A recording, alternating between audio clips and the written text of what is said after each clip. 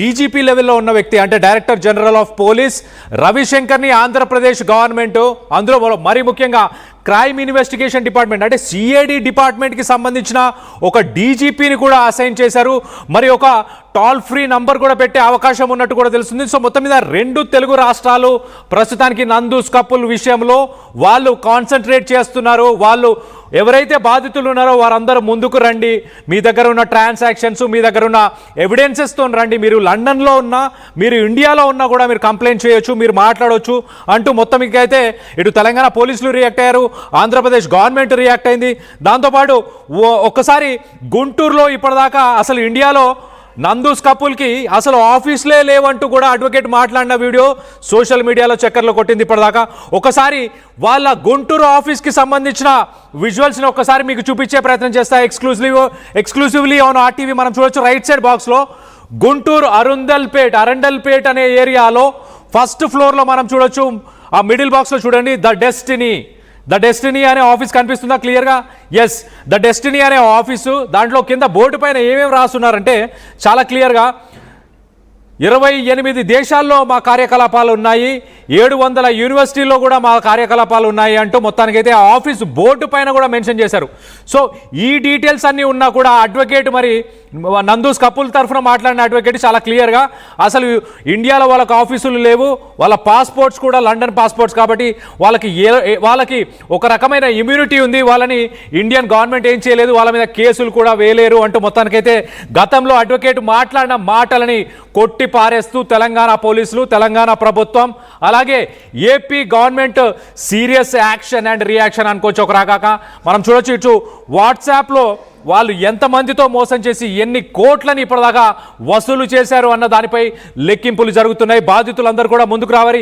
ఎవరైతే ఈ వీడియోని చూస్తున్నారో, ఆర్టీవీ వీడియోని చూస్తున్న వ్యూవర్స్లో ఎవరైనా బాధితులు ఉన్నా కూడా మీరు ఆర్టీవీ ఒకసారి కింద స్క్రాల్ చేసే నంబర్స్కి ఒకసారి కాల్ చేసి స్క్రాలింగ్ అయ్యే నంబర్స్కి కాల్ చేసి మీకు ఎలాంటి మోసం జరిగిందో దానికి సంబంధించిన వివరాలను మాతో పంచుకోవచ్చు. మేము డైరెక్ట్గా దీన్ని డీజీపీ రవిశంకర్ గారి దగ్గరికి తీసుకెళ్లే ప్రయత్నం చేస్తాము.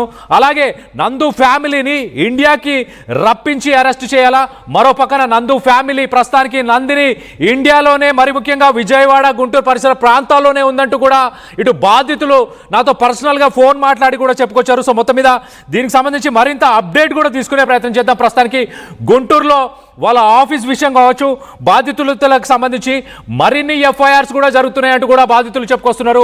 ఇవాళ హైదరాబాద్లోని కాప్రా పరిసర ప్రాంతాల్లో ఒక కేసు ఫైల్ అవుతుంది, విజయవాడలో మరొక కేసు ఫైల్ అవుతున్నట్టు కూడా లేటెస్ట్ అప్డేట్ వచ్చింది. దీనికి సంబంధించి డీటెయిల్గా మాట్లాడుకునే ప్రయత్నం చేద్దాం. ఇటు మా ప్రతినిధి సాయి అందుబాటులో ఉన్నారు, సాయితో మాట్లాడి తెలుసుకునే ప్రయత్నం చేద్దాం. సాయి, ప్రస్తుతానికి విజయవాడ పోలీసులు ఏం చెప్పుకొస్తున్నారు? తెలంగాణ అలాగే ఏపీకి సంబంధించిన పోలీసు విభాగం అంతా కూడా కదలి ముందుకు వచ్చింది, తీవ్రంగా ఈ విషయాన్ని చాలా సీరియస్గా తీసుకున్నారు, సీరియస్ యాక్షన్ ఉండబోతున్నట్టు చూడాలా, ఎలా చూడాలి సాయి? రైట్, మా ప్రతినిధి సాయిని మరి కాసేపట్లో కనెక్ట్ అయ్యే ప్రయత్నం చేద్దాం. మనం ఒకసారి రైట్ సైడ్ బాక్స్లో చూడొచ్చు, విజువల్లో చాలా క్లియర్గా గుంటూరులో ఆఫీస్ ఉంది. రైట్, మా ప్రతినిధి సాయి అందుబాటులో ఉన్నారు, ఒకసారి సాయితో మాట్లాడి తెలుసుకునే ప్రయత్నం చేద్దాం.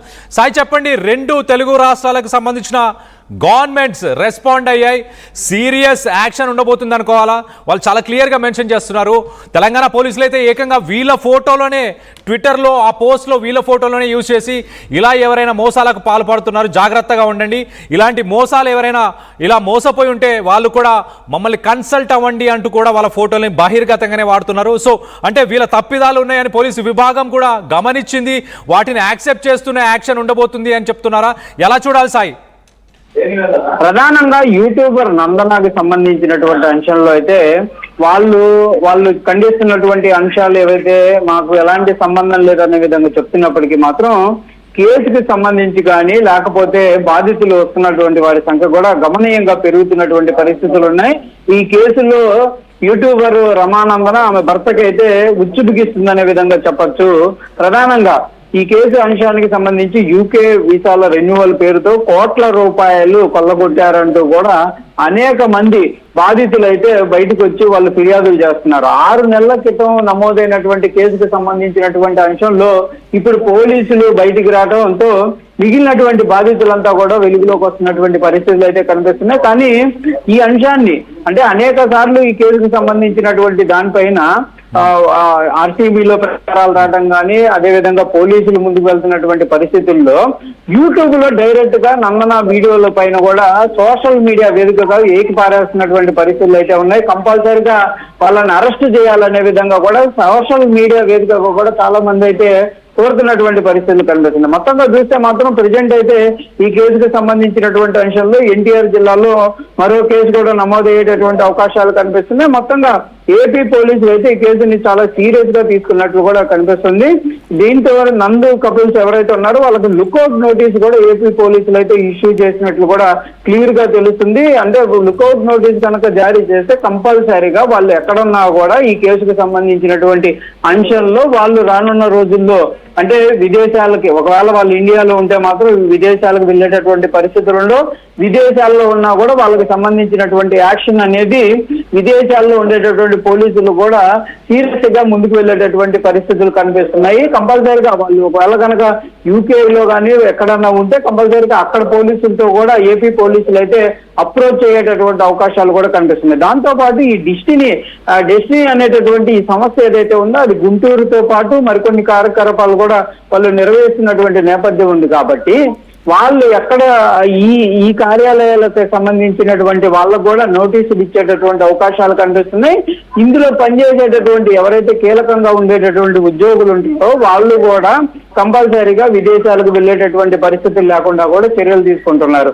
మొత్తంగా ఈ కేసుకు సంబంధించి ఈ కపుల్స్ ఏవైతే తెలుగు రాష్ట్రాలకు సంబంధించినటువంటి అంశంలో జరుగుతున్న ఈ తతంగం అంతా కూడా వాళ్ళైతే యూట్యూబ్ లో ఖండిస్తున్నా కూడా జరుగుతున్నటువంటి పరిణామాలంతా కూడా క్లియర్ గా నందు కపుల్స్ ఎవరైతే నందన అదే ఆమె భర్త అదేవిధంగా మధుకర్ జాగర్లమూడి వీళ్ళు ముగ్గురు ఈ స్కామ్ లో భారీగా డబ్బులు అయితే కొల్లగొట్టినట్టు కూడా క్లియర్ గా ఆధారాలు అయితే రెడీ చేస్తున్నారు ఏపీ పోలీసులు. మొత్తంగా ఈ కేసుకు సంబంధించినటువంటి అంశాల్లో వీళ్ళని త్వరలోనే అదుపులోకి తీసుకునేటటువంటి అవకాశాలు కూడా క్లియర్ గా కనిపిస్తున్నాయి. దాంతో పాటు తెలంగాణ పోలీసులు అయితే క్లియర్ గా వీళ్ళ ఫొటోస్ ని కూడా వాళ్ళు పబ్లిక్ గా అంటే పోలీసులకు సంబంధించి ఇన్వెస్టిగేషన్ లో అనేక పర్యాలుగా ముందుకు వెళ్తారు. ఒకటి సీక్రెట్ ఆపరేషన్ చేస్తారు, ఇంకోటి పబ్లిక్ గా వాళ్ళకి నోటీసులు ఇచ్చి వారికి సంబంధించి లుకౌట్ నోటీసులు ఇస్తారు. అంటే వీళ్ళు ఎక్కడ ఉన్నా కూడా విదేశాలకు వెళ్ళకూడదు అనే విధంగా దేశవ్యాప్తంగా లుకౌట్ నోటీసులు ఏవైతే విమానాశ్రయాలకు వెళ్తాయి. దాంతో పాటు వీళ్ళ ఫోటోలు కూడా షేర్ అయ్యేటటువంటి అవకాశాలు ఉంటాయి. దాంతో పాటు ప్రకటనలు కూడా ఇస్తారు, కొంతమందిని పట్టుకోవడానికి రివార్డ్స్ కూడా ఇచ్చేటటువంటి అవకాశాలు ఉంటాయి. అదే విధంగా ఇప్పుడు తెలంగాణ పోలీసులు అయితే ఈ నందు కపుల్స్ కి సంబంధించినటువంటి ఫోటోలు కూడా ఇంటర్నేషనల్ గా కూడా షేర్ చేస్తున్నట్టు తెలుస్తుంది. మొత్తంగా ఈ 3000లో మొత్తంగా చూస్తే మాత్రం ఇటు ఏపీ తెలంగాణలో అయితే ఈ కేసుకు సంబంధించి తీవ్రంగా ముందుకు వెళ్తున్నటువంటి నేపథ్యంలో నందు కపుల్స్ అయితే రానున్న రోజుల్లో కంపల్సరీగా అరెస్ట్ జరిగేటటువంటి అవకాశాలు ఉన్నాయి తెలుస్తున్నాయి. మరికొంతమంది బాధితులు బయటకు వచ్చేటటువంటి అవకాశాలు ఉన్నాయన్న విధంగా కూడా పోలీసులు గుర్తిస్తున్నారు. ఎందుకంటే ఇప్పటి వరకు ఈ కేసు వెలుగులోకి వచ్చిన తర్వాత కొంతమంది బాధితులు వాళ్ళు అప్రోచ్ అవడం వాళ్ళపైన ఒత్తిడి చేసేటటువంటి ప్రయత్నం చేశారనే విధంగా కూడా పోలీసులు గుర్తిస్తున్నారు. కంపల్సరీగా ఈ ఒత్తిడికి లోన్ అవ్వద్దు, కంపల్సరీగా మీ దగ్గర ఎలాంటి ఆధారాలు ఉంటే అవి తీసుకొని మా దగ్గరికి రండి అనే విధంగా కూడా పోలీసులు అయితే చెప్తున్నారు. కాబట్టి బాధితులు మరికొంతమంది కూడా వచ్చేటటువంటి అవకాశాలు ఉన్నాయి. మరి గుంటూరు వేదికగా అయితే ప్రజెంట్ నడుపుతున్నటువంటి ఈ కార్యాలయం ఏదైతే డిస్నీ కార్యాలయం ఏదైతే ఉందో అది కొంత ప్రజెంట్ అయితే మూసేసినట్లు కూడా తెలుస్తుంది. అక్కడ కార్యకలాపాలు కూడా జరగట్లేదు అనే విధంగా కూడా తెలుస్తుంది. అంటే ఈ కేసుకు సంబంధించి వెలుగులోకి వచ్చిన తర్వాత కార్యాలయాన్ని మూసివేయడం జరిగిందా, లేకపోతే తాత్కాలికంగా మూసేశారో, పూర్తిగా బోర్డు తిప్పేసేటటువంటి ప్రయత్నం ఏమైనా చేస్తారో చూడాలి. ఏదైనా కూడా మొత్తంగా అయితే ఇటు గుంటూరు అదేవిధంగా ఎన్టీఆర్ జిల్లాలో కూడా పోలీసులు అయితే ఫోకస్ చేస్తున్నారు. ఈ కార్యాలయాలు ఎక్కడ ఉన్నాయి, వీళ్ళు ఎవరెవరిని అప్రోచ్ అవ్వడం జరిగింది, వీళ్ళ ద్వారా ఎవరెవరికి అసలు వీసా